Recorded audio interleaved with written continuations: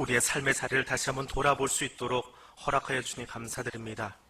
성령 하나님, 복음서 기자들을 통해서 우리에게 전해주기 원하셨던 하나님의 나라를 이 밤에도 함께 바라볼 수 있도록 도와주시옵소서.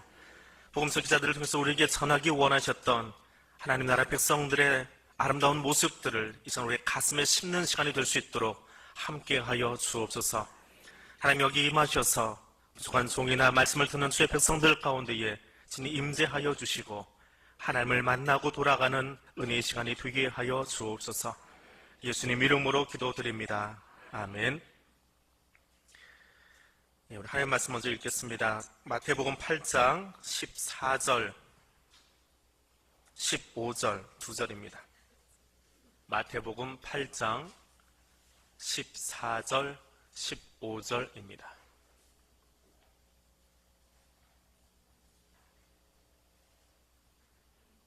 같이 읽겠습니다. 예수께서 베드로의 집에 들어가사 그의 장모가 열병으로 앓아 누운 것을 보시고 그의 손을 만지시니 열병이 떠나가고 여인이 일어나서 예수께 수종들더라. 아멘. 오늘 이야기 나누기 전에 옆 사람하고 한 번 더 이야기 나누는 시간 잠깐 갖겠습니다. 오늘 옆 사람하고 이야기 나눌 것은 옆에 있는 분에게 내 어머니를 한번 소개해 주세요. 나의 어머니, 내 어머니, 내 엄마, 옆 사람에게 소개해 주세요.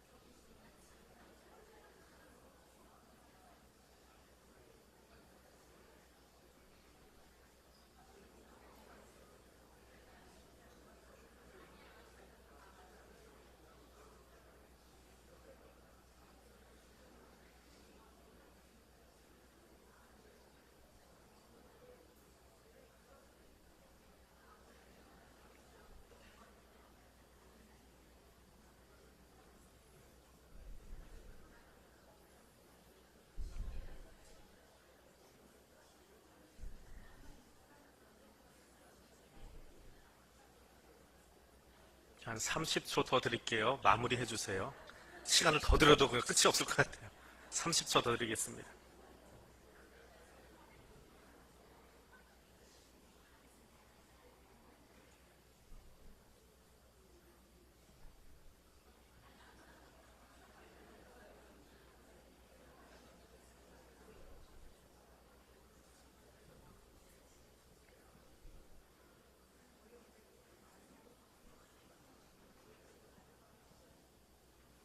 이제 마무리 해주시기 바랍니다. 엄마 이야기 하려니까 굉장히 길어지시는 것 같아요. 예.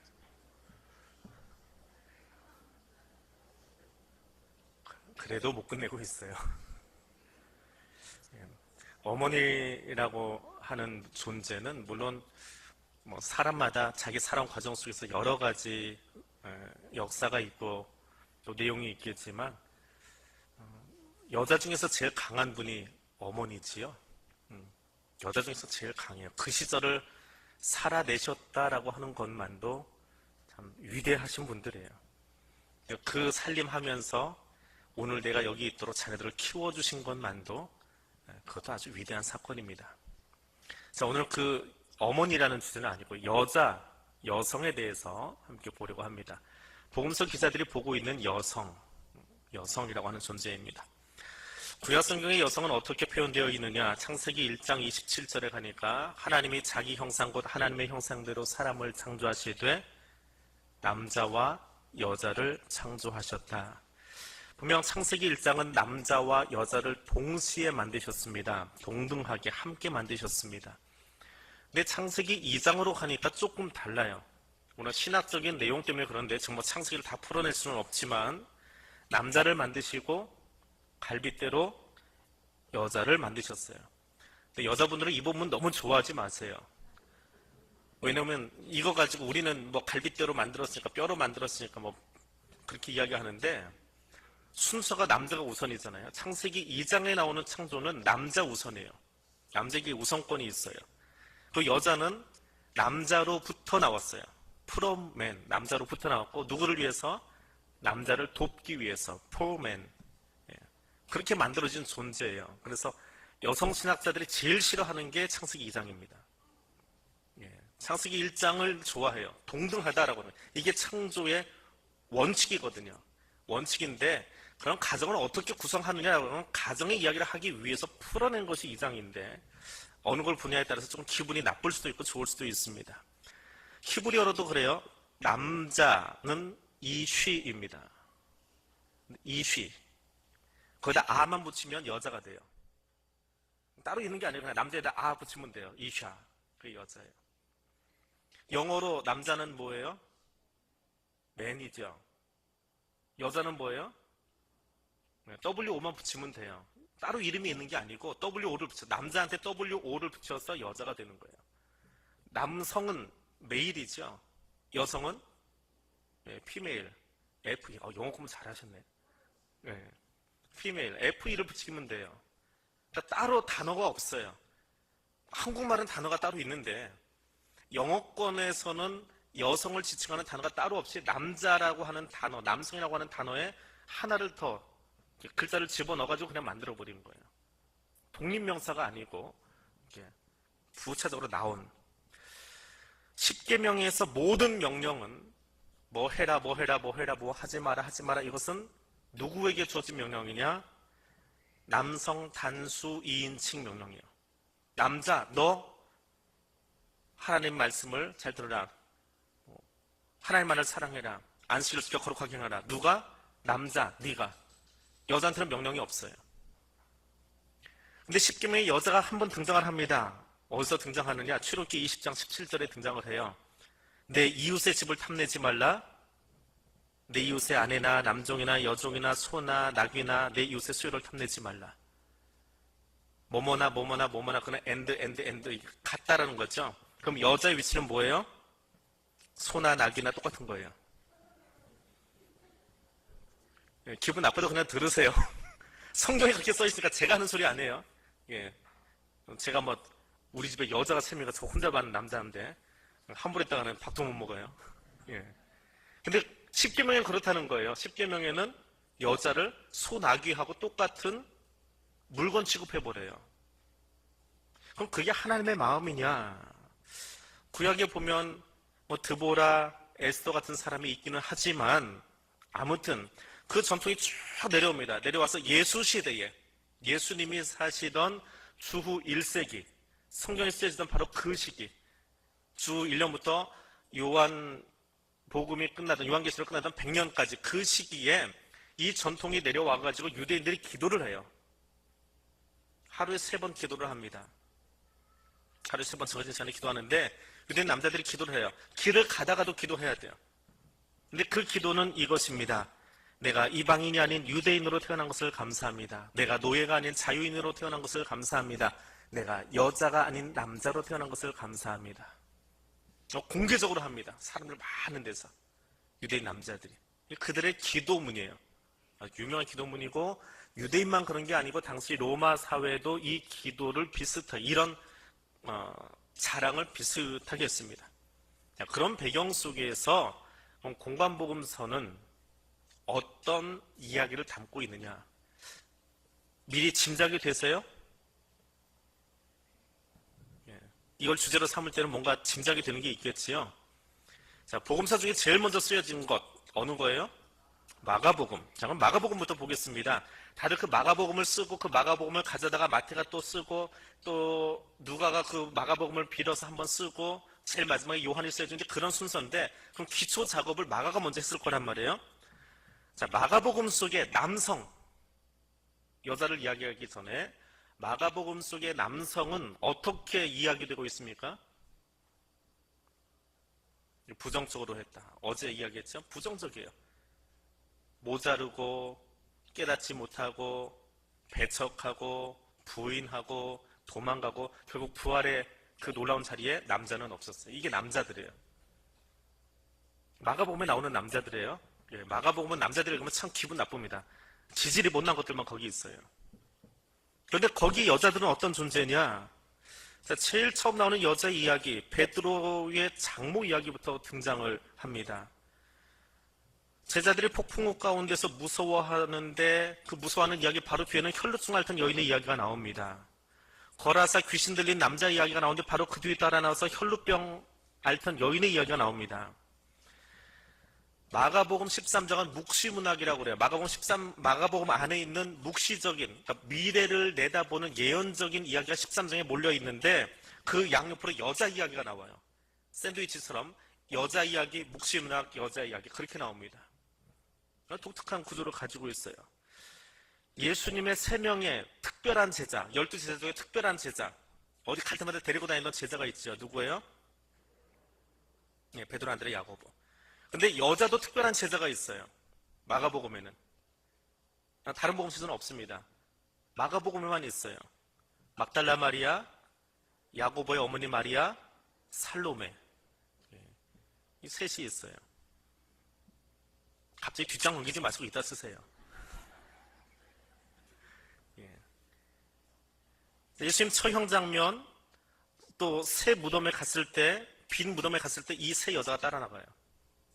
세 남자는 어디로 사라져버렸어요. 부활의 사건에서는 이 세 여자가 등장을 합니다.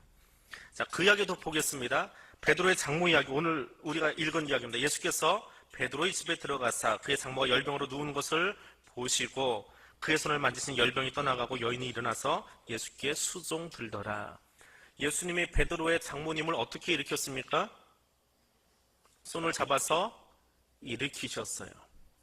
이 당시에 주후 1세기에 랍비들도, 유대의 선생들이죠. 랍비들도 손을 뻗어서 잡아가지고 일으키는 이적을 베풀기는 했어요.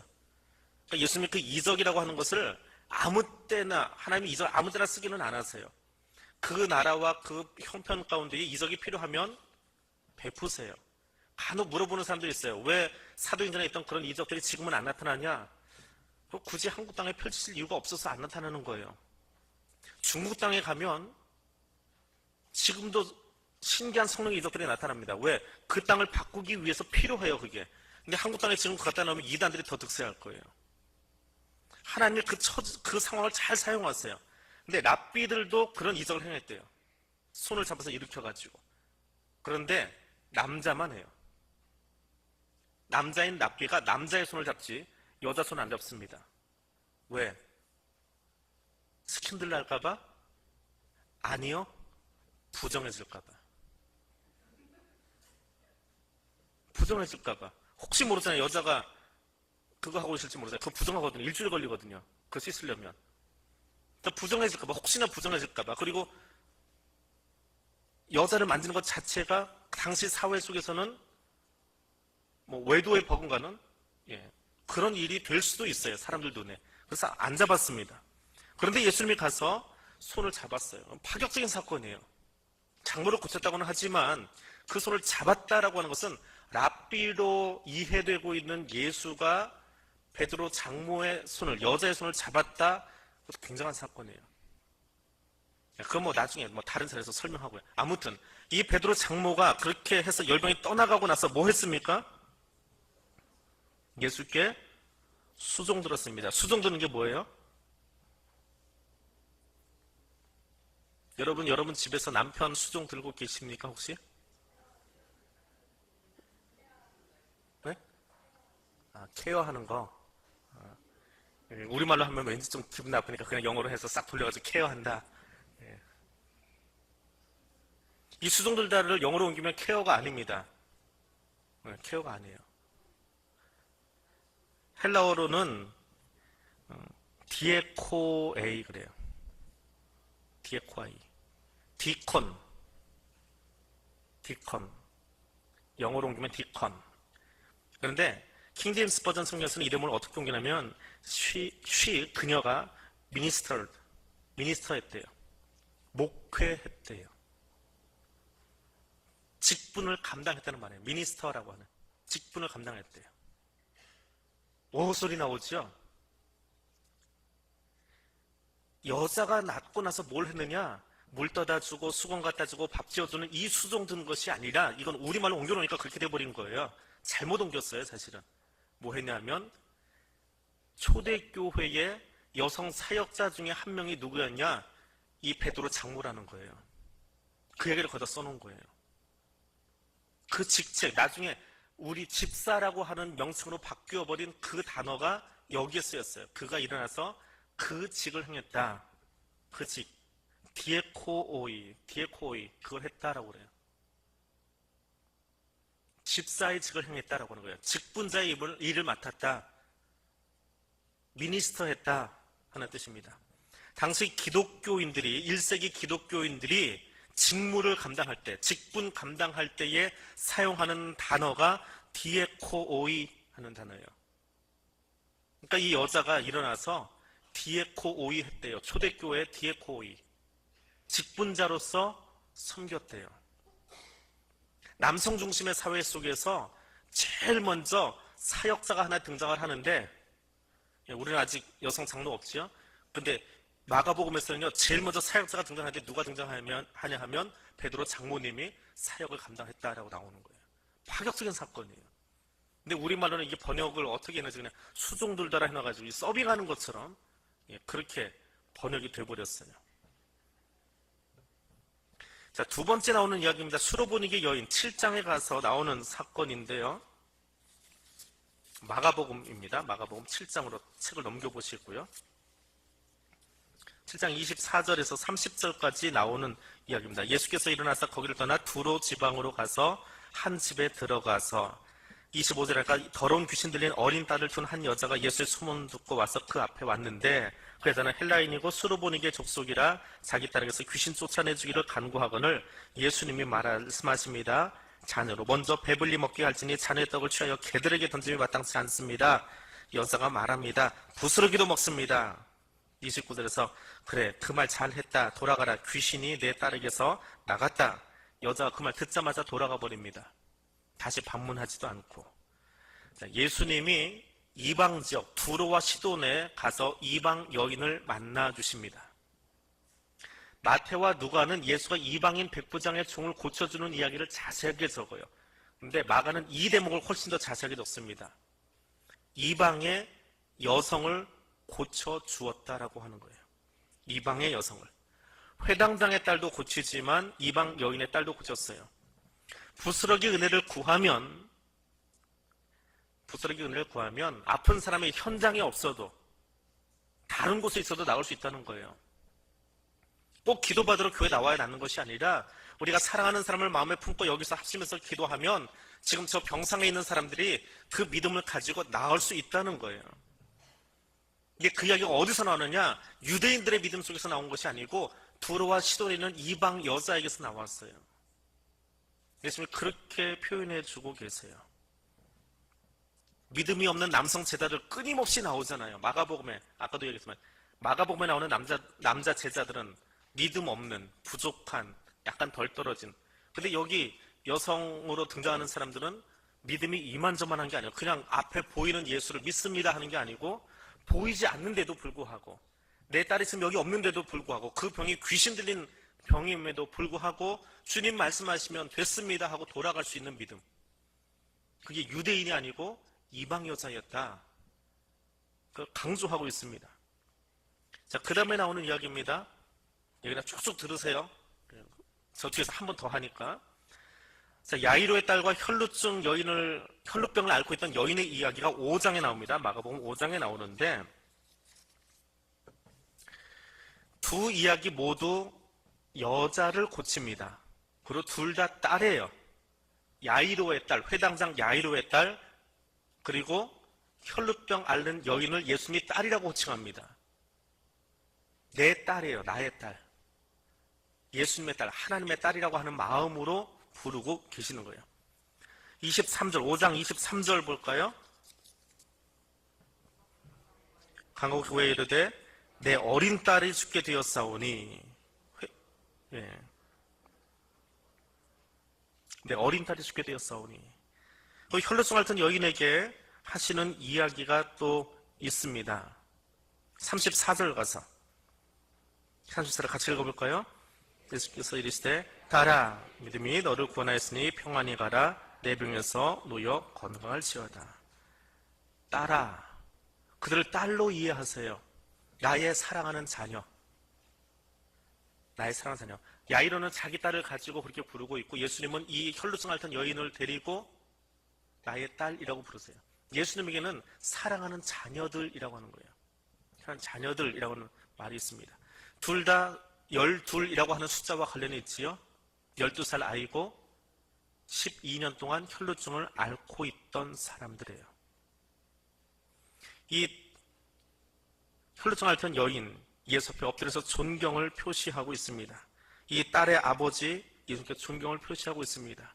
두 사람의 믿음과 구원이 강조되고 있는 본문이에요. 근데 왜 이 두 이야기를 같이 붙여 놓았을까? 야이로 회당장이라고 하는 자리는 그 마을에서 가장 지위가 높은 사람이에요. 주후 1세기에 대제사장인데 왜 회당장을 이야기하십니까? 할 수 있는데, 대제사장은 어디에 있어요? 공간적으로 어디에 가 있어요? 예루살렘에 있지요. 회당장은 어디에 있어요? 네, 회당에. 회당이 어디 있어요? 로마인 이야기라고 하는 책, 시간이 되시면 사서 읽어보세요. 전질이 13권짜리인데. 자, 거기 보면 이스라엘의 디아스포라 유대인으로 전 세계에 흩어질 때에 한 랍비가 머리를 써가지고 만들어낸 제도가 있습니다. 로마 황제 되기 전에 설득을 해가지고. 우리가 머무는 마을마다 유대인들이 머물면 거기에 집 하나만 지을 수 있게 해주세요. 그게 무슨 집일까요? 회당이에요. 다른 거 아무것도 이상 안 할게요. 그것만 만들어주세요. 근데 나중에 이 사람이 로마 황제가 돼요. 되고 나서 보니까 그 랍비의 예언 같은 말이 무서운 거예요. 그래서 야, 제국 안에 있는 모든 유대인들은 2명만 모이면 거기다 집 하나 주고 회당이라고 해라. 시나고기. 그럼 거기 모여서 뭐 할까요? 우리들의 잃어버린 언어를 가르치고 율법을 가르치는 거예요. 모이는 곳곳마다 로마 지역 어디든지 간에 회당에 다 있어요. 유대인들이 모인 촌에는 다 있어요. 그럼 회당에서 제일 끝발 좋은 사람이 누구예요? 회당장이에요. 그럼 결국은 그 마을에서 제일 끝발 있는 사람이 누구라는 거예요? 회당장이에요. 그럼 가장 지위가 높은 사람이에요. 그 회당장 야이로의 딸이 지금 아파요. 근데 또 한 사람은 누구예요? 혈루병 앓는 이름 없는 여자예요. 그것도 12년 동안 하혈을 하고 있으니까 부정한 거 한 번만 해도 일주일을 나가서 정결례를 치르고 와야 되는데 12년 동안 그거 못하고 사람들에게 따돌림 당하고 있는 거예요. 마을에 못 들어오고 있는, 마을 밖에 있는 사람이에요. 정말 밑바닥으로 가도 한참 밑바닥으로 떨어져 버린 비참한 여자예요. 거기다가 의사들한테 갔는데 의사들한테 돈은 다 날렸어요. 민간요법 다 해봤는데 안 낫는 거예요. 그래서 몸도 마음도 다 상처 입은 그런 여자. 하나는 최고의 남자, 하나는 가장 바닥의 여자. 두 사람을 동시에 등장시키는 거예요. 한 본문 안에. 예수님이 누구에게 관심이 있어요? 낮은 자에게만 관심 있는 것이 아니라, 혹은 높은 자에게만 관심 있는 것이 아니라 그들 모두를 위해서 오셨다라고 하는 이야기를 하려고 회당장 야이로의 딸과 12년 혈루증 앓는 여인의 이야기를 같은 본문 안에 흩어놓지 않고 동시에 볼 수 있도록, 눈을 돌리지 않고도 이렇게 쳐다볼 수 있도록 만들어 주신 거예요. 그래서 예수님은 인종을 초월하고 사회적인 계층을 초월하고 사회 가장 꼭대기층에 있는 사람과 가장 밑바닥에 있는 사람까지 다 이 복음을 들어야 된다. 예수님이 그래서 오셨다라고 하는 것이 마가의 입장이에요. 그리고 더 중요한 건 사회적으로 지위 높은 사람 회당장 야이로가 자기 딸 아파요라고 이야기를 했는데 그 딸을 먼저 고친 게 아니고 누구를 먼저 고쳤어요? 이 여자, 이름 없는 여자를 먼저 고쳤어요. 예수님의 관심은 지위가 아니라, 돈이 아니라, 권력이 아니라 지금 내 앞에 있는, 길 가다가 만나면 이 사람부터예요. 가장 아파하는 사람, 그 사람을 먼저 고치고 있는 거예요. 그 이야기가 여기 있어요. 예수님에게 딸은 아주 소중한 존재예요. 자, 랩돈 바친 여인의 이야기가 나옵니다. 12장에 나오고 14장, 이거는 양쪽으로 흩어져 있는데 아까 이야기했던 것처럼 마가복음에 나오는 묵시문학, 마태복음 13장은 천국 비유라고 한다면 마가복음 13장은 묵시문학이에요. 그 묵시문학 양쪽에 있는 이야기인데 두 랩돈 바친 과부하고 향유를 바친 여자예요. 둘 다 뭔가를 바쳤어요. 근데 두 랩돈을 바치고 향유를 바르고 그 다음에 예수님께 어떻게 대우를 받았어요? 칭찬을 받아요. 두 여자가 다. 두 여자가 가장 귀한 것을 바치고 칭찬받는 이야기가 양 옆에 있으면서 이 사이에 묵시문학이 들어와 있는 거예요. 묵시문학이 뭐냐? 그건 나중에 얘기할게요. 오늘은 그냥 가벼운 이야기 좀 듣게요. 그런데 이 여자들이 재밌어요. 칭찬을 받고 있는데, 자, 먼저 나오는 여자 얼마 바쳤어요? 2랩돈. 근데 누구보다 많이 바쳤다고 그래요? 많이 드린 사람, 그렇게 되어 있죠? 많이 드린 맨보다 더 많이 드렸대요. 무슨 말이에요? 많이 드린 남자들보다 이 여자가 더 많이 드렸대요. 많이 드린 남자들보다. 자, 14장에 가면 향유를 바친 여자를 놓고 막 누가 이야기를 하지요. 이거 가난한 자들에게 주는 거 누가 그렇게 외치고 있어요? 쉽게 얘기했어요. 사람 이름 얘기하지 말고 누구예요? 여기서 남자라고 그랬잖아요. 여기서도 남자예요. 둘 다 꾸지람을 듣고 있는데 남자들과 비교를 시키고 있는 거예요. 많이 드린 남자보다 더 많이 드린 2랩돈 여인. 남자들이 꾸짖고 있는데 거기서 꿋꿋하게 예수에게 향유 바친 여인. 그 이야기 속에 예수님의 십자가 이야기, 그게 들어와 있는 거예요.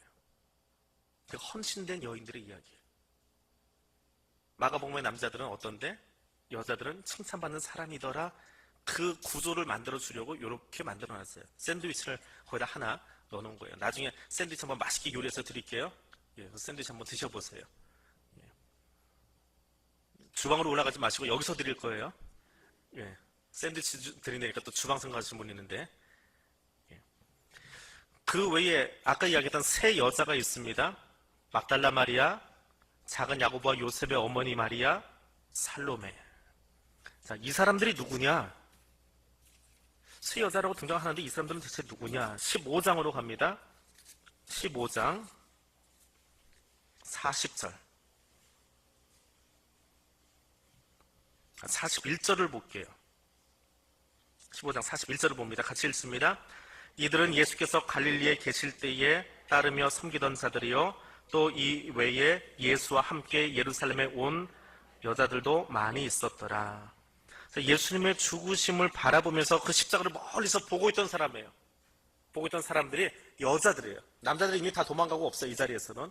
마가의 본문에서는 없어요. 남자들이 이미 다 도망갔어요. 어디론가. 36교 출애나 치고 대표적인 세 사람, 제자는 많이 있는데 12제자가 있는데 세 제자 베드로, 안드레, 야고보가 올라가는 것처럼 많은 여자들인데 세 여자가 서 있어요. 그들이 예수를 보고 있었어요. 근데 이 여자들은 대체 어떤 사람들이냐? 41절에 보니까 갈릴리에 계실 때 뭐 하던 사람들? 어디까지 갔어요? 갈릴리에 계실 때 뭐 한 사람들? 따르던 사람들, 따른다라고 하는 말은 예수의 제자가 돼서 따라간다 할 때 사용하는 단어예요. 예수의 제자가 되어서 따라간다. 제자직을 수행한다라고 할 때에 사용하는 단어가 따른다라고 하는 말이에요. 그냥 예수님이 가니까 갈릴리 갔다, 나사렛 갔다, 갈릴리 갔다, 예루살렘 갔다 그 길 따라가는 이야기가 아니고 제자로 따라다녔다라고 쓸 때 이 단어를 쓴다고요. 다시 말하면 이 세 여자는 뭐라고요?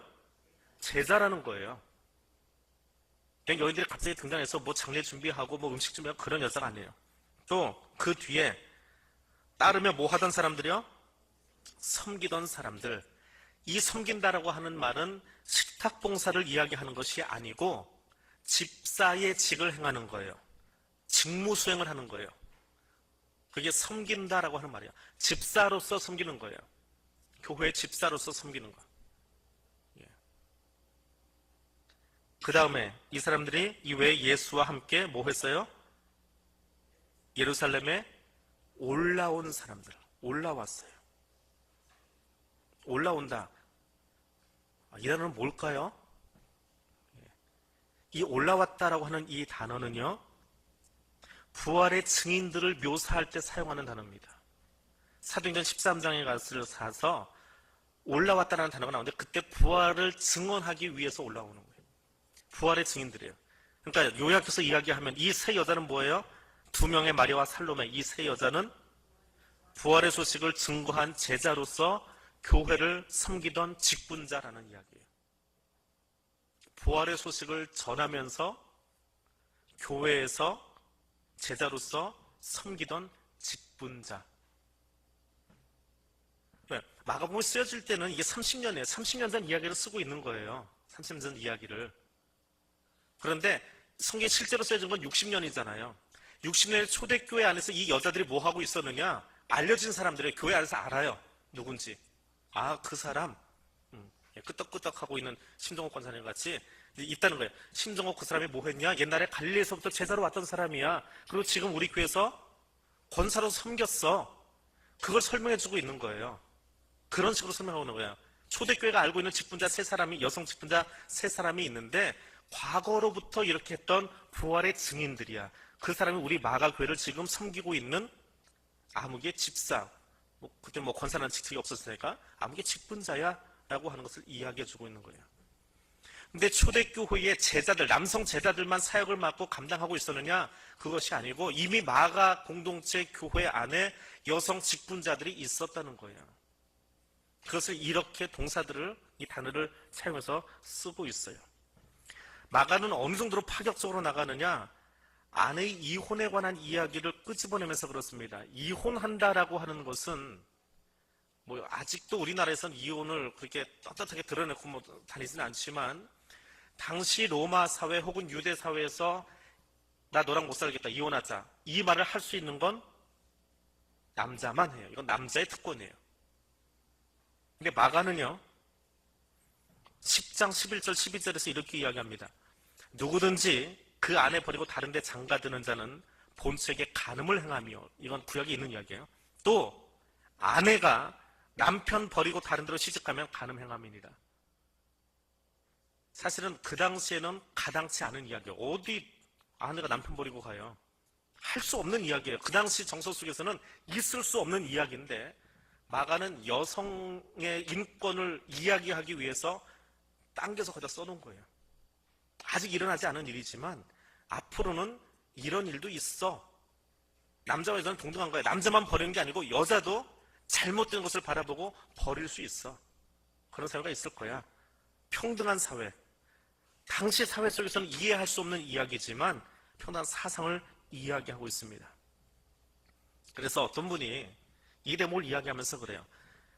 마가복음의 이야기는 누구의 이야기를 적고 있는 거예요? 누구를 알려주려고 적고 있는 거예요? 예수지요. 그럼 여기 여자들이 이렇게 등장했다라고 하는 것은 사실 누가 그 여성들을 품고 있는 거예요? 예수님이 품고 있어요. 예수님이 남성과 여성의 평등에 대해서, 여성의 인권에 대해서 이미 마음에 가지고 있었다는 거예요. 그 가지고 있는 것을 제자들에게 뿌렸어요, 씨를. 뿌렸는데 그 씨가 죽지 않고 30여 년쯤 지나서 주후 60년에 가서 마가의 가슴 속에서 살아있는 거예요. 그래서 마가의 교회를 돌아보면서 여기 마리아도 있고, 여기 살로메도 있고, 여기 섬기던 분도 있구나. 예수의 말씀이 지금 이렇게 서가고 있구나. 근데 여전히 가부장적인 사회가 유지되고 있는 거예요. 그럼 어떻게 해야 돼요? 잠잠해. 그냥 입 다물고 있어. 바울같이 그렇게 이야기하는 게 아니고 물을 주는 거예요. 잘 자라도록. 예수님이 그렇게 하셨거든. 예수님이 너희들 딸이라고 부르셨거든. 예수님이 너희를 제자로 부르셨거든. 언제부터? 베드로 장모님 봐. 그때부터 이미 미니스터로 부르셨잖아. 디콘으로 부르셨잖아. 그러니까 우리는 저 세상과는 다른 사람들이야. 세상처럼 살지 마. 세상의 가치관이 아니고 우리의 가치관, 하나의 가치관 가지고 살아가자고 물을 주고 있는 거예요. 아직 열매 맺지는 않았지만. 그리고 2000년이 지나니까 지금은 어떻게 해요? 같이 놀자요. 평등 사상이 이제 훅 올라가가지고 같이 놀자, 어깨 같이 똑같이 하자. 그런 이야기까지 점점 더 열매를 맺어가는 거죠. 놀자라고 표현해서 그런데 평등의 사상이 점점 더 나무가 되어져 가고 거목이 되어져 가고 결국은 그것이 하나님 나라인 거예요. 창세기 1장에 나오는 이야기. 2장이 아니고 1장에 나오는 이야기. 하나님이 남자와 여자를 동시에 만드셨어요. 평등하게. 자, 그 마가가 그렇게 책을 썼습니다. 그 쓴 책을 그 다음에 누군가 보고 자기 기억을 또 떠올리면서 다시 책을 쓰기 시작해요. 자기 신앙을 가지고. 그것이 마태복음이에요. 이야기를 참 많이 가져왔어요. 가져왔는데 조금씩 달라요. 똑같지는 않습니다. 자기 신학이 있어서. 마태복음 8장 우리가 읽었던 본문입니다. 예수께서 베드로의 집에 들어가사 그의 장모가 열병으로 앓아누운 것 보시고 손을 만지시니 열병이 떠나가고 여인이 일어나서 예수께 수종들더라. 2절로 끝나버려요. 2절로. 마가는 훨씬 길어요. 베드로의 장모님 집에 들어갈 때에 예수님이 혼자 들어가지 않고 야고보와 요한을 데리고 들어갑니다. 그리고 아마 베드로가 거기 있었나 봐요. 예수님 오셨어요. 우리 장모님이요 이만저만해서 열병이 났어요. 그리고 설명을 해준 사람이 있어요. 그런데 마태는 그 이야기 다 빼버렸습니다. 따라온 사람들 이름도 빼버리고 설명해준 사람도 빼버렸어요. 그냥 들어가서 장모 보고 손 잡아서 일으켰어요. 그랬더니 장모님이 엎드려서 수종 들었어요. 미니스터가 됐어요. 간단해요. 왜 그랬을까? 옆에 있는 다른 사람만 쳐다보지 말라는 거예요. 예수에게만 집중하라는 거예요. 예수에게만. 거기 누가 따라왔어? 왜 야고보와 요한일까? 왜 빌립은 안 데려갔지? 왜 누구는 안 데려갔지? 예수님이 그들만 사랑하나 봐. 그런 엉뚱한 생각하지 말고 누가 일하신 거예요? 예수님이. 그리고 일어난 그 여자가 장모가 사람들을 섬긴 게 아니고 누구를 섬겼어요? 예수님 수종 들었어요. 경배의 대상은 예수만 있는 거지.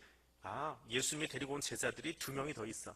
밖에 빌립도 있고 다데오도 있는데 바돌로메도 있는데 그 사람들도 좀 특별한 사람인 것 같아. 저 사람들도 보다 잘 섬겨야지. 그게 아니라는 거예요. 경배의 대상은 예수밖에 없다는 거예요. 그것을 이야기하려고 가지치기를 해버린 거예요. 어떤 것은 줄이고 어떤 것은 늘리는데 마태가 마가의 가지고 있던 이야기를 가져오면서 가지치기 하는 이유는 예수 아닌 다른 이야기가 들어온 것을 다 잘라버립니다. 오직 예수만. 야이로의 딸과 혈루증 앓던 여인의 이야기도 똑같아요. 가지치기를 해버렸습니다. 얼마나 본문을 줄여나는지 몰라요. 야이로의 딸 이야기할 때도 그 회당장의 딸이 아프니까 정승집 개가 아프면 사람들이 조문 간다지요. 회당집 딸이 아프니까 사람들이 어떻게 해요? 울고불고 난리가 났어요. 예수님이 가셔서 그 아이에게 뭐라고 하셨어요? 잔다 하면서 어떻게 일으키셨어요? 뭐라고 하면서 일으키셨죠? 달리라고 하고 일으키셨죠? 그 이야기도 다 빼버렸어요. 그런 거 다 필요 없어요. 예수 만나기 전에 여인의 상황, 의사들에게 돈 쓴 일, 그런 것도 다 필요 없어요. 예수님이 고치시면 된 거예요. 굳이 거기다가 사람 의사가 뭐 했는지, 이 여자가 뭐 하고 다녔는지, 제자들이 옆에 와서 그 여자를 두고 뭐라고 옥신각신 이야기했는지, 그거 다 필요 없는 얘기예요. 예수님이 어떻게 했느냐가 중요한 거예요. 예수와 이 여자만 남으면 돼요. 거기에 집중하라는 거예요. 마태는 왕이신 예수에게만 사람들의 눈이 집중되도록 만드는 그 이야기를 써내려가고 있습니다. 그런데 길게 쓸 때도 있어요. 길게 쓸 때도 있습니다. 언제냐면 가나안 여인의 딸을 고칠 때 그래요. 거기는 늘어났어요. 어떤 이야기가 들어갔느냐? 예수와 여자가 나눈 이야기. 근데 이 여자는 어떤 여자예요? 어디 여자예요? 가나안 여자예요. 유대의 여자가 아니고 가나안 여자예요. 자, 이 이야기가 어느 복음서에 쓰여 있다고요? 마태복음에. 마태복음은 누가 대상이었어요? 유대계 그리스도인. 근데 그들에게 복음서를 써서 제시하면서 예수님이 누구랑 이야기했어요? 가나안 여자하고. 그것도 짤막한 대화가 아니고 길게 얘기했어요. 그럼 유대인 교회 안에서는 뭐야, 예수님이 여기 유대 여자하고 얘기한 얘기는 하나도 안 집어넣고 이 이야기는 이렇게 길어 할 수 있는데, 예수님은 이방 여인을 대하는데 누구처럼 대하는 거예요? 누구처럼 대하고 있을까요? 유대인처럼이 아니고요, 유대인 남자처럼 대하고 있는 거예요. 그의 격을 거기까지 끌어올려 주신 거예요. 유대인 남자가 이야기하는 것, 지금 우리의 생각으로는 별거 아니잖아요. 그러니까 지금 우리의 시각으로 성경을 자꾸 들여다보면 이해가 안 돼요. 근데 2000년 전에 유대인 남자가, 유대인 청년이 유대인 청년들을 만나서 같이 이야기 나누고 성경 공부하고 하는 거는 평범한 일상이에요. 근데 그 유대인 청년이 길을 가다가 여자를 만나가지고 이야기하면 추파 던지는 거예요. 더군다나 베드로 장모의 손을 잡아서 일으키는 거는 스캔들감이에요. 근데 이 사람이 한술 더 떠서 이방 땅에 가가지고 여자를 만나서 말을 걸기 시작하면 이거는 사고 난 거예요. 근데 사고가 보통 난 게 아니고 대화가 엄청 길어요. 너무너무 길어요. 근데 그 이야기를 마태는 다 옮겨놨어요. 왜? 그게 시덥잖은 이야기 같았으면 옮기지 않아요. 그 이방인 여자가 예수를 바라보고 예수를 부르는 호칭이 있어요. 뭐라고 불렀을까요? 주여. 그렇게 불렀어요. 주여. 예수님 옆에 있던 유대인 남자들, 가장 똑똑하고 머리 좋은 사람들, 율법학자들, 바리새인들은 예수를 뭐라고 불러요? 랍비, 선생님, 그러고 부르는데 이방의 여자는 이미 알아봤어요. 이분이 누구라고요? 주여. 헬라어로 하면 주여가 뭐지요? 전도사님들, 퀴리오스죠. 퀴리오스는 누구를 지칭하는 말이에요?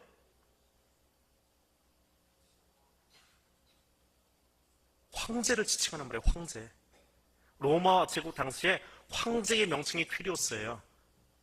그 황제 명칭을 제자들이 예수에게로 가져와 버린 거야. 나의 황제는 로마의 네로가 아니고 예수가 나의 퀴리오스입니다. 예수가 나의 황제입니다. 그 고백이거든요. 그렇게 단어를 가져와 버린 거예요. 그러면 이방 땅이라고 하지만 거기도 로마 제국이에요. 로마 제국 안에 어느 땅에 가가지고 예수가 이야기를 하고 있는데 여자가 3번이나 주여, 주여, 우리말로는 그러니까 주여죠. 퀴리오스, 퀴리오스, 퀴리오스 하고 이야기하면 그거는 당시 사회 속에서 반역이에요. 사회는 반역이고요. 예수를 향해서는 믿음의 고백이에요. 근데 그 대단한 결단과 고백을 바리새인도 제자들도 안 했어요. 이 당시에. 그래서 마태가 그 이야기를 옮겨온 거예요. 그 대화록을 고스란히 옮겨가지고 유대계 그리스도인들에게 들려주고 있는 거예요. 봐라, 이방 땅의 여자도 이렇게 하는데 너희는 예수를 지금 뭐라고 고백하고 있니? 예수님이 너희의 황제 맞아? 너희의 왕, 우리는 그렇게 표현하죠. 지금 우리의 형편으로 얘기하면 예수는 나의 왕, 예수는 나의 왕 찬양하잖아요. 예수 너의 왕 맞아? 저 이방에 있던 아직 예수 알지 못할 것 같던 그 사람들도 예수를 왕이라고 부르고 있는데 너희는 왕이라고 정말 고백하고 너희 가슴속에 부르고 있어? 그래서 이방 여자마도 못한 사람들아 하고 이야기하고 계시는 거예요. 그 여자를 통해서 사실 공동체 전체를 교육시키고 있는 거예요. 마태는 어느 정도로 여자들을 더 높여주느냐 하면 오병이어 사건, 칠병이어 사건 아시지요? 5천 명을 먹이고 4천 명을 먹인 것. 왜 5천 명이에요?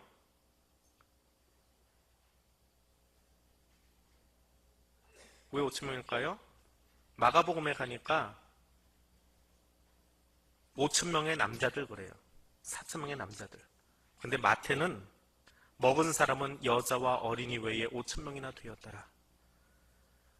또 7병이어 사건인데 4천 명 먹일 때 먹은 자는 여자와 어린이 외에 4천 명이었더라. 여자와 어린이. 얘들 빼고 그 이야기가 아니고요. 이들도 와서 같이 있을 만큼 사람이 많았어. 이들도 개수는 안 했지만 5천 명, 4천 명과 같이 하나님의 백성들이야. 여자만 하는 게 아니고요. 여자와 어린아이 외에 5천 명, 4천 명. 힘줘서 이야기하는 거예요. 그들도 하나님 말씀이 필요한 백성들이야 라고 하는 거예요. 그들도 하나님의 백성이 하나고 고백하고 있는 거예요. 이 외에도 많습니다. 마태는 여자 이야기를 많이 적어놨어요. 예수 족보에도 이미 나오지요. 예수 족보에도 나옵니다. 빌라도의 아내가 나와요. 빌라도의 아내, 이름은 없지만 꿈에 예수가 의인이었다고 말하는데 마태복음 시작할 때 꿈의 이야기가 나와요. 요셉에게도 꿈이 나오지요. 마리아에게도 꿈이 나오고요. 근데 그 꿈의 이야기로 시작해서 꿈의 이야기로 끝나버려요. 그게 마태복음이에요. 이방 여인이 꿈을 꾸면서 예수의 십자가 사건을 진행시키고 있어요. 꿈의 이야기로. 유대의 남자가 꿈꾼 것이 아니고 이방의 여자가 부활한 주님을 만난 여인들, 부활하신 주님을 만났어요. 마가복음에서는 여자들이 무서워서 아무것도 못했어요. 근데 마태는 그 이야기를 가만 생각하다 보니까 아니야. 그 여자들이, 그 여인들이 어떤 사람들이에요? 갈릴리에서부터 따라와가지고 제자로 섬기고 말씀을 전하던 사람들이야. 그럼 그들이 어떻게 전했을까? 만나야 전하지요. 예수를 만나봐야 예수가 누군지 전하잖아요. 그래서 무덤가에 갔다가 부활했다고 하니까 돌아가요. 돌아가다가 부활하신 예수를 만나요. 만나서 그 앞에 납작 엎드려가지고 그 몸을 붙잡고 엎드렸대요. 엎드렸다라고 하는 말은 예배 드렸다라고 하는 거예요. 인류 최초의 부활절 예배 드린 사람이 누굴까요? 바로 이 여자들이에요. 엎드렸다, 예배 드리다. 그들이 예수를 보았기 때문에, 부활하신 주를 보았기 때문에 초대교회에서 직분자로 사역할 수 있었던 거예요. 예수 부활을 증거할 수 있었던 거예요. 그게 마태복음이 보여주는 여자들에 관한 이야기예요. 누가복음은 어떨까요? 누가복음은 더 많아요. 근데 오늘 누가복음은 간략하게 할게요. 왜 그 이야기 하려면 앞으로 1시간 더 해야 돼요. 너무 많아서요. 얼마나 누가복음은 여자가 많은지 모르겠어요. 여성들을 위한 책이다 할 정도로 여자 이야기가 많아요. 마가복음에는 여성에 대해서 하는 여인이라고 하는 이야기가 마가복음에 8번 나옵니다.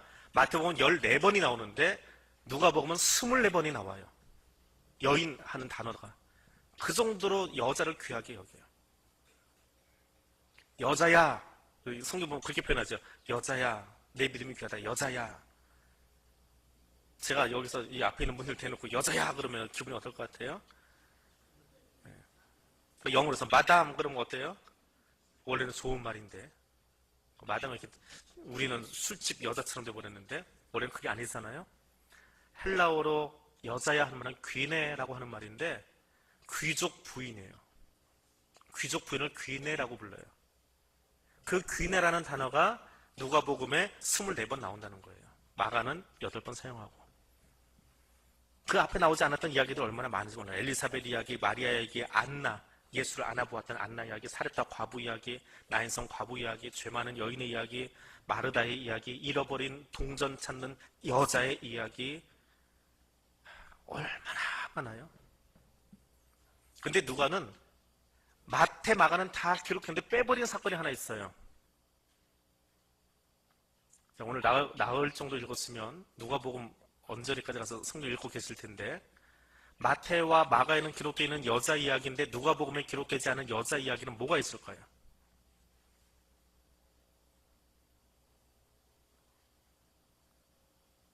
그 이야기를 뺀다라고 하는 건 뭐예요? 들으면 안 좋아서, 기분 나빠서. 그러면 들어서 기분 나쁠 만한 이야기는 뭐가 있을까요? 예?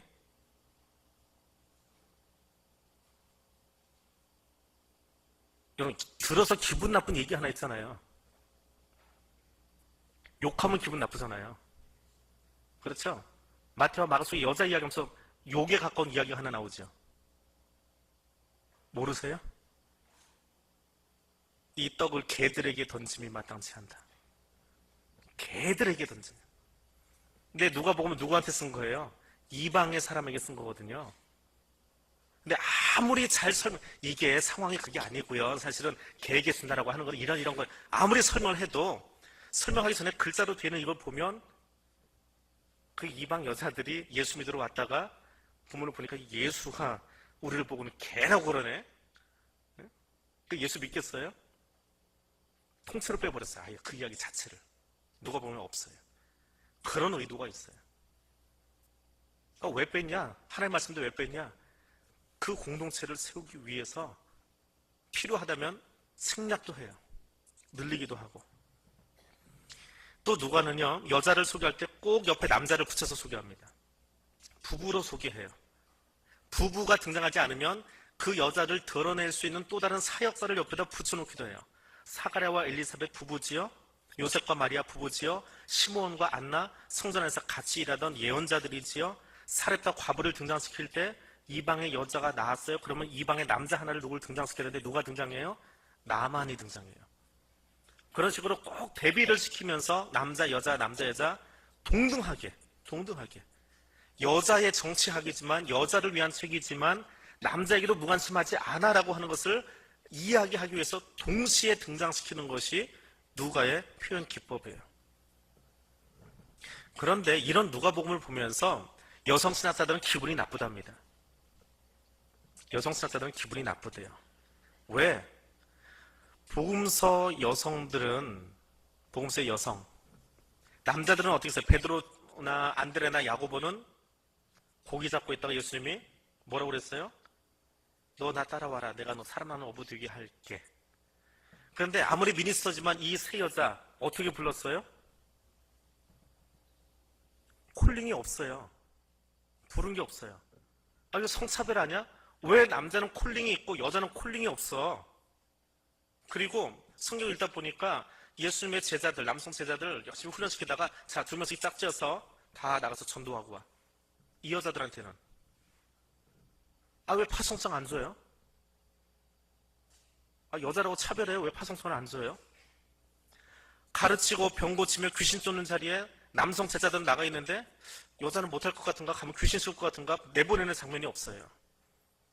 늘 수종둔다, 후원한다, 조용히 있어라. 그런 식으로만 자꾸 등장을 해요. 그래서 여성 신학자들이 기분이 나쁘대요.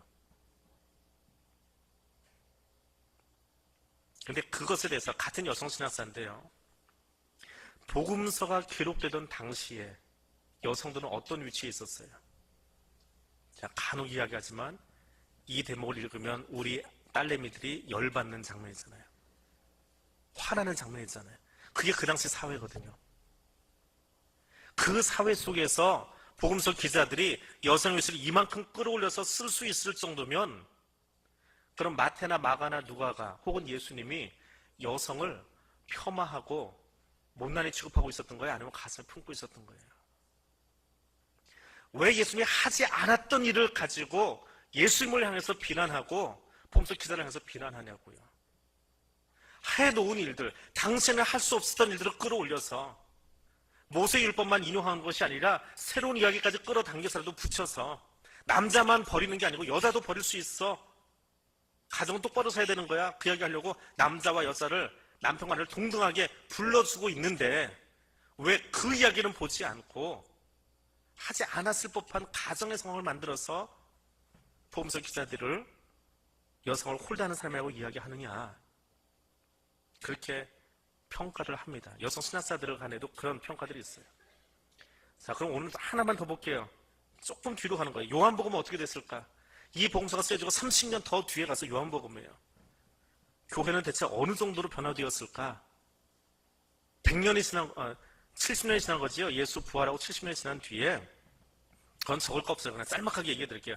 원래 공간복음하는 시간이니까. 예수 십자가 앞에 예수의 마리아와 사랑하는 제자가 서 있습니다. 보라, 내 어머니라 당신의 아들입니다.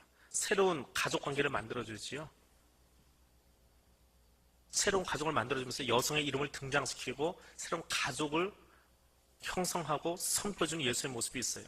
남성 제자들만이 아니라 마리아와 제자를 동시에 등장시킵니다. 사마리아의 여자가 예수를 만난 다음에 예수의 말씀을 듣고 흥분해요. 좋아요. 너무 감격스러워요. 그래서 어떻게 이 여자가 마을로 들어가서 전해요. 여성 사자들이 그렇게 싫어하는 장면. 요한복음에 오니까 이제 여자들이 뭐해요? 전하는 장면이 나와요. 공간복음에는 없었는데 100년쯤 흐르고 나니까 교회가 주후 1세기를 끝내고 2세기로 접어가 들어갈 때쯤 되니까 여성들이 수동적으로 앉아있는 것이 아니라 능동적으로 나가서 증거하는 사람들이 여기 있었다라고 하는 것을 써놓기 시작하는 거예요. 그리고 교회 안에 실제로 그 사역들이 일어나고 있었어요. 막달라 마리아가 부활의 예수님을 전하는 소식이 나옵니다. 여성도 부활의 소식을 나가서 가르치고 증거하는 자리에 서 있더라라고 하는 거예요. 그래서 복음서를 다 들여다보면 예수님의 관심은 가난하고 불쌍한 사람들의 친구로 찾아오셨다라고 하는 것을 볼 수 있어요. 1세기 사회 속에서 21세기가 아니고 2000년 전 1세기 사회 속에서 홀대받고 이름 없이 살아야만 했던 사람들, 그럼에도 불구하고 그런 홀대를 받음에도 불구하고 꾸준히 그 자리를 지키면서 매 순간 자기 자리를 지키고 예배드리고 섬기고 있던 그 여성 사역자들을 예수님이 귀하게 보셨어요. 그래서 그들이 부활의 첫 증인이 되었고 첫 부활의 예배자가 되었고, 그리고 치유와 회복의 자리에는 남자들만이 아니라 여성들이 끊임없이 등장하고 예수님이 그들을 아껴주고 사랑하고 계셨다라고 하는 거예요. 예수님에게 여인들은 그의 딸이었어요. 그래서 소중한 딸이었어요. 하나님 나라 백성이었어요. 그 이야기를 복음서 기자들은 놓치지 않고 끊임없이 적어 내려가고 있는 거예요. 그럼 오늘 우리가 이 본문을 받아든다면 교회 안에서 여성 사역자들, 여성 통역자들을 바라볼 때에 우리의 마음이 어떠해야 될까요? 예전에 어떤 자리에서 한번 들려드리긴 했는데, 제가 제주에 있을 때 고등부하고 청년부하고 교구 3개를 맡아서 하고 있었는데요. 고등부 안에 여러분들이 같이 섬기고 계셨습니다. 고등부 수련회를 출발하던 날 권사님 한 분이 목사님 저는 못 가요 그럽니다. 제주에서 수련회는 멀리 가지 않습니다. 어지간해서 외지로 나가기가 힘이 듭니다. 비행기 타야 되니까. 가는 게 이기풍 선교 기념관인데요. 한 번은 애들하고 걸어가 본 적이 있습니다. 거기를 1시간 반 걸려서 한번 걸어가 보자. 차 타지 말고 길거리에 쭉 서가지고 걸어가 본 적도 있습니다. 근데 거길 가기로 작정을 했는데 권사님 한 분이 자기는 못 가겠대요. 권사님인데 못 가겠대요. 그래서 권사님 왜 못 가세요? 그랬더니 목사님 제가 결혼하고 30년 동안 단 한 번도 내 남편의 아침, 점심, 저녁상을 안 차려본 적이 없어요. 삼시세끼를 항상 따뜻한 밥에 새 국에 종지에다가 새 반찬 꺼내가지고 또박또박 올려 같이 밥을 먹었어요. 근데 그거 멈출 수 없어요. 저 못 갑니다. 남편이 누구냐면 교회 장로님이세요. 부목사 때는 겁이 없었습니다. 그냥 쫓아갔습니다. 그 장로님 뭐 하는 분이냐 하면 그 교회 부설 유치원 원장님이셨어요. 이모 장로님 쫓아가가지고 원장실로 가서 장로님 다음 주에 고등부 수련회 가야 되는데 권사님이 이만저만해서 못 간다고 하는데 3일만 빌려주십시오. 고등부 교사인데 장로님 부인인데 말이 됩니까? 제가 모시고 가겠습니다. 아무 소리도 못 하시는 거예요. 그냥 목사가 와서 대놓고 막 그러니까. 부목사 때는 그런 겁이 좀 없어요. 해놓고 이제 권사님 모시고 갔어요. 첫날 밤 이제 아이들 다 재우고 교사들끼리 앉아서 이제 오늘 일을 쭉 이야기하고 있는데 권사님이 입으로 끌어당겨서 앞에다 다 보고 앉아서 그런 거예요. 이 교사들 다 처음 소리야. 내가 30년 만에 처음으로 2끼 식사 안 해봤다. 밥 안 차려보고 김치 안 꺼내주고서 어느 정도요? 이렇게 매끼 먹을 수 있는 다 밥을 만들어서 이렇게 차려드리고 국도 먹었던 거 있으면 싹 다시 새로 해가지고 내려놓고 김치 남은 거 있으면 다 자기가 먹든지 하고 새로 김치 싹 꺼내서 올려놓고 그렇게 반찬을 같이 드셨다는 거예요. 근데 지금 2끼를 못한 거예요. 그러면서 이틀 뒤에 돌아가면 어떤 일이 생길까 궁금해요. 집안이 어떻게 됐을까 궁금해요. 다들 이제 거기 앉아서 다른 얘기 하다가 우리 장로님 가정에서 기도 한번 하십시다. 그러면 뭔 기도를 해야 될지 모르지만 아무튼 기도하고 끝났어요. 그리고 3일 흘렀어요. 수련회 끝나고 이제 교회 돌아와서 저도 궁금하잖아요. 뭐 교회 부설 유치원 원장이니까 옆에 계시는데 뭐 쫓아갔지요. 하루 좀 지나가지고 원장실 가서 장로님 3일 동안 제가 권사님 빌려왔는데 3일 어떠셨어요? 그랬더니 장로님이 씩 웃으면서 그래요. 목사님, 내 마누라가 나한테 매인 게 아니라 내가 내 마누라한테 매여 있었다는 걸 몰랐어요. 내가 마누라한테 매여 있었어요. 왜? 부인이 항상 좋은 늘 따뜻한 밥 국을 해주는데 그거 안 먹으면 안 될 것 같아서 자기가 꼬박꼬박 거기 들어갔다는 거예요. 알고 보니까 자기도 피해자고 부인도 피해자였다는 거예요. 집에 가서 두 분이 그렇게 이야기를 하신 거예요. 그리고 부인이 안 계신 동안에 첫날은 라면 끓여 먹었대요. 집에 갔는데 부인이 없으니까. 너무 좋았대요. 그 라면 맛이 그렇게 좋은 줄 몰랐대요. 두 번째 날 또 라면 끓이려고 들어갔는데 마당을 나가는데 유치원 교사 하나가 보고 있다가 장로님, 권사님 안 계신다면서 식당 가서 밥 드세요. 그 교회 식당이 있거든요. 365일 움직여요. 유치원이 돌아가고 어린이집이 돌아가기 때문에. 거기 가서 아이들과 같이 드세요. 그래서 이제 그 교사 따라서 내려갔대요. 지하 식당인데 딱 내려갔더니 선생님이 그래요. 우리 원장님 오셨다. 그러니까 아이들이 어때요? 막 좋아라 하고 뭐 원장님 하고 그 분위기가 색다른 거예요. 원장 하면 이게 행정직이잖아요. 근데 아이들 속에 들어가서 여기 앉아서 아이들과 같이 밥 먹고 반찬 떠주고 하니까 이게 유치원 원장인데 얼마나 좋던지 그 이틀 동안. 그래가지고 수련회 끝나고 돌아오자마자 자기 아내 앉혀놓고 그래서 고등부 목사 따라서 날마다 수련회 가라고. 너나 나나 자유하게 살자고. 섬기는 게 무엇입니까? 섬기는 게 무엇입니까? 잘 섬기는 것 같은데 오히려 남에게 족쇄 채우는 일을 해놓고 내가 섬긴다라고 이야기할 때도 있습니다. 라면 끓여 먹어도 자유로운 것이 있고요. 좋은 밥에 따뜻한 가슴을 느낄 때도 있습니다. 섬기는 건 무엇일까요? 오늘 마지막 기도는 이렇게 하겠습니다. 오늘 여기 나오신 여자분들 다 자리에서 일어나 주세요. 여자는 다 일어나세요. 남자는 앉아 계시고. 자, 옆에 일어나 계시면 훨씬 많네요. 남자들은 별로 보이지도 않다. 어디로 도망갔는지. 예. 자, 옆에 일어나 계신 분들 한번 불러보십시오. 혹은 아내이고, 혹은 어머니이고, 혹은 여러분과 함께 섬기던 동역자들입니다. 예수님은 그 복음서 기자들을 통해서 이미 남성 우월주의, 가부장 제도를 다 깨뜨리고 교회 안에 한 동역자로 부르셨는데 우리는 저기 일어서 있는 여자들을 바라보면서 어떻게 보고 있습니까? 우리는 저 여자들의 교회 안에서 혹은 가져서 어떤 일을 맡겨주고 평등하다고 이야기하고 있습니까? 여전히 내 안에는 이 땅 한반도 안에는 유교적인 사상 때문에 가부장적인 그 마음을 가지고 아닌 것처럼 하고 있지만 아니 버리려고 하고 있지만 아직 다 버리지 못한 채 그렇게 대하고 있지는 않은지요. 그냥 바라보면서 앉아있는 남자분들은 회개하는 시간이 되었으면 좋겠습니다. 저를 포함해서요. 그리고 할 수만 있다면 한 3년쯤 뒤에 우리 투표할 텐데 기도하면서 막무가내로 뽑지 마세요. 자격 안 되는데 뽑지 마세요. 제가 지난번에도 말씀드렸지만 우리 교도 여성 장로가 한 분쯤은 나왔으면 좋겠습니다. 그런데 그 여성 장로는요, 제 개인적인 소망입니다. 그냥 말 많은 여자는 필요 없어요. 왜? 지금 장로님들도 말 많거든요. 남자인데도 말 참 많아요. 근데 말 많은 여자 하나 더 들어오면 더 시끄러워요. 당에 들어올 새로운 여성 장로는요, 이런 사람이면 좋겠습니다. 어머니 같은 분이요. 교회를 어머니의 가슴으로 품을 수 있는 분이 당회로 들어온다면 아버지들만 있는 그곳에 아버지와 어머니가 모여서 교회를 끌고 나갈 수 있을 것 같아요. 그렇게 준비된 분이 섰으면 좋겠습니다. 그것을 위해서도 기도해 주시기 바랍니다. 우리 여기 서 있는 사람들 믿음의 동역자들이고 주님의 콜링을 기억하고 서 있는 사람들입니다. 베드로의 장모를 미니스터로 세운 것처럼 우리도 저들을 미니스터로 같이 세울 수 있기를 원합니다. 그런 마음으로 앉아있는 남성분들은 여성분들을 위해서 기도해 주시기 바랍니다. 그리고 일어서 계신 분들, 이젠 그 성경 속에 복음서 속에 등장하던 그 제자들, 그 여성 제자들이 하나님 나라를 가르치고 전하던 선교사로서 살아갔던 것처럼 여러분 선교사로 사십시다. 부엌대기로 살다 끝나는 인생이 아니라 그건 이제 우리 옛날 이야기를 좀 끝내시고요. 같이 부엌에 들어가 있어도, 같이 선교사에 가 있어도 거기서 선교사로서 사십시다.